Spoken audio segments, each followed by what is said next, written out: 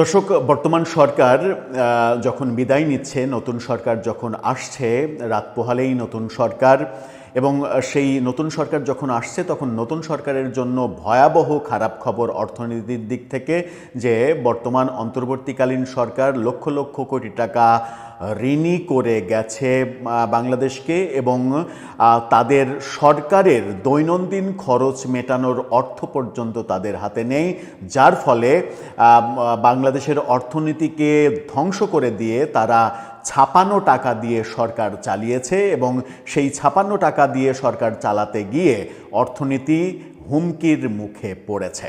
এই ভয়াবহ দুঃসংবাদ নতুন সরকারের জন্য। নতুন সরকার কিভাবে এগুলো ম্যানেজ করবে সেটা একটা বড় মিশনের ব্যাপার বলে মনে করছেন।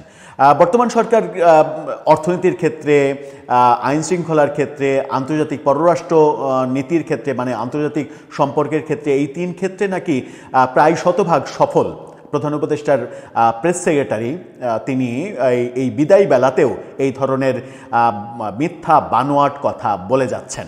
যখন তিনি এই সফলতার গল্প করছেন, তখন অর্থনীতি ক্ষেত্রে বিপর্যয়ের তথ্য দিচ্ছে গণমাধ্যম। চলুন একটু জেনে দেখি বর্তমান সরকার কিভাবে ছাপানো টাকা দিয়ে দৈনন্দিন খরচ চালিয়ে, ঋণ করে চালিয়ে অর্থনীতির 12টা বাজিয়েছে। থাকবেন পলিটিক্স টিভির নিয়মিত আয়োজনে। সরকারের যে দৈনন্দিন ব্যয় রয়েছে, সেই ব্যয় নির্বাহ করতে হিমশিম খেয়েছে, এবং সেই জন্য ছাপানো টাকার এবং ঋণের ওপরে নির্ভর করেছে। প্রতিনিয়ত ছাপানো টাকায় ঋণ দিয়েছে বাংলাদেশ ব্যাংক। ভয়াবহ একটা তথ্য বের করেছে দৈনিক যুগান্তরের শিরোনামটা দেখে নিন। সেখানে বলা হচ্ছে, দৈনন্দিন ব্যয় মেটাতে কেন্দ্রীয় ব্যাংকে হাত, ছাপানো টাকায় সরকারের ঋণ 1309 কোটি টাকা। ছাপানো টাকায় দৈনন্দিন ব্যয় নির্বাহ করার জন্য 1309 কোটি টাকা ঋণ করেছে সরকার। বলা হচ্ছে, আয়ের চেয়ে খরচ বেশি হওয়ায় তীব্র অর্থ সংকটে পড়েছে সরকার। দৈনন্দিন কার্যক্রম পরিচালনা করতেও সরকারকে প্রকট অর্থ সংকট মোকাবেলা করতে হচ্ছে। প্রতিদিনের এই সংকট মেটাতে সরকার এখন বিভিন্ন খাতের ঋণের উপরে নির্ভরশীল হয়ে পড়েছে। ব্যাংক, নন ব্যাংকিং খাতের পাশাপাশি কেন্দ্রীয় ব্যাংক থেকে ছাপানো টাকাও ঋণ নিতে হচ্ছে সরকারকে। মানে কেন্দ্রীয় ব্যাংক, বাংলাদেশ ব্যাংক টাকশালে যাচ্ছে, টাকা ছাপাচ্ছে, টাকা ছাপিয়ে বাংলাদেশ সরকারকে দিচ্ছে। কি ভয়াবহ অবস্থা! কেন্দ্রীয় ব্যাংকের ছাপানো টাকা বাজারে গিয়ে অর্থের প্রবাহ বাড়িয়ে দিচ্ছে। অর্থনীতির উপরে কি বিরূপ প্রতিক্রিয়া দেখুন।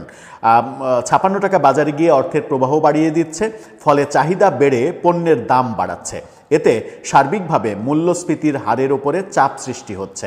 দৈনন্দিন কার্যক্রম চালাতে চলতি অর্থবছরের জুলাই থেকে সেপ্টেম্বর পর্যন্ত সরকার কেন্দ্রীয় ব্যাংক থেকে টাকা ছাপিয়ে 1309 কোটি টাকার বেশি ঋণ নিয়েছে।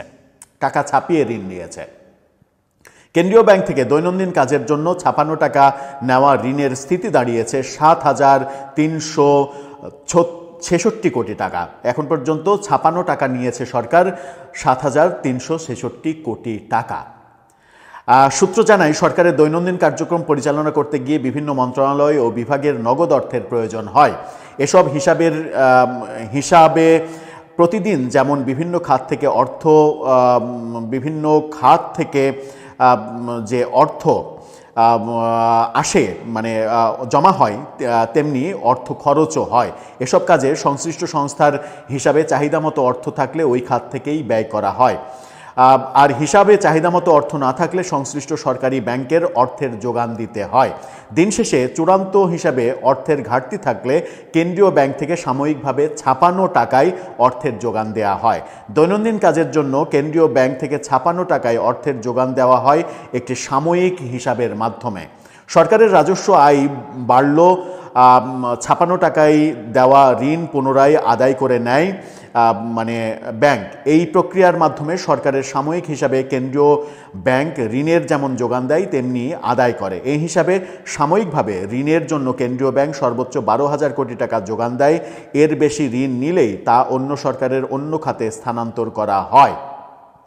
কেন্দ্রীয় ব্যাংকের প্রতিবেদন বলছে, চলতি অর্থবছরের জুলাই থেকে ডিসেম্বর পর্যন্ত সরকারের রাজস্ব আয়ে ঘাটতি হয়েছে প্রায় 46,000 কোটি টাকা। 46,000 কোটি টাকা রাজস্ব আয় ঘাটতি, সেই ঘাটতি পূরণ করতে পারেনি সরকার। ওই সময় আদায়ের লক্ষ্য ছিল 2,31,205 কোটি টাকা, আদায় করেছে 1,85,000 কোটি টাকা। ঘাটতি রয়েছে 20% ঘাটতি। এই ঘাটতি সরকার পূরণ করতে পারেনি। রাজস্ব বোর্ড বহির্ভূত খাতেও রাজস্ব আয়ে ঘাটতি রয়েছে। এদিকে সরকারের আয় কমেছে, অন্যদিকে নির্বাচন সহ বিভিন্ন কারণে খরচ বেড়েছে।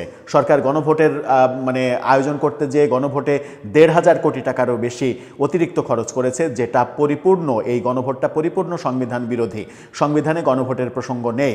এই গণভোট শেষ পর্যন্ত আইনের প্রশ্নে গেলে গণভোটের সমস্ত কার্যক্রম, এর পেছনে সমস্ত অর্থলগ্নি করার সব কিছুই অবৈধ হয়ে যেতে পারে এবং এর সঙ্গে যারা জড়িত ছিলেন তারা সকলেই বিপদে পড়তে পারেন। সেরকম একটা খাতে এই ব্যাপারগুলো করা হয়েছে। অর্থাৎ সরকার 20% রাজস্ব আয় করতে পারেনি। সর্বশেষ যে হিসাব ডিসেম্বর পর্যন্ত, সেই 20% পূরণ করার জন্য কেন্দ্রীয় ব্যাংককে বলেছে তুমি টাকা ছাপাও আর আমাকে দাও, টাকা ছাপাও আর আমাকে দাও। এই যে ছাপানো টাকা বাজারে গিয়ে অর্থনীতিতে বিরূপ প্রতিক্রিয়া ফেলছে এবং এই ভঙ্গুর অর্থনীতির মুখে দাঁড়িয়ে বাংলাদেশ সরকারের প্রেস সেক্রেটারি তিনি বলছেন বাংলাদেশের বর্তমান সরকার অর্থনীতি, পররাষ্ট্রনীতি আর আইন শৃঙ্খলা, এই 3 খাতে নাকি সব থেকে বেশি সফল হয়েছে। যেখানে ওপেন সিক্রেট আমরা সবাই জানি আইন শৃঙ্খলা, আন্তর্জাতিক সম্পর্ক এবং অর্থনীতি সব ক্ষেত্রেই সরকার সব থেকে বেশি ডাব্বা মেরেছে এবং সেই ক্ষেত্রে ডাব্বা মারার যে ইতিহাস, সেই ইতিহাস বাংলাদেশের ইতিহাসে এত বেশি ডাব্বা মারার ইতিহাস কখনো ঘটেনি। আইন শৃঙ্খলা পরিস্থিতি বাংলাদেশের ইতিহাসে এত খারাপ কখনো হয়নি। দর্শক, আপনি কিভাবে দেখছেন নতুন সরকার যে ঋণের বোঝা নিয়ে দৈনন্দিন কর্মকাণ্ড শুরু করতে চলেছে, তাদেরকে কি মুসিবতের মধ্যে ফেলে গেল এই সরকার? আপনার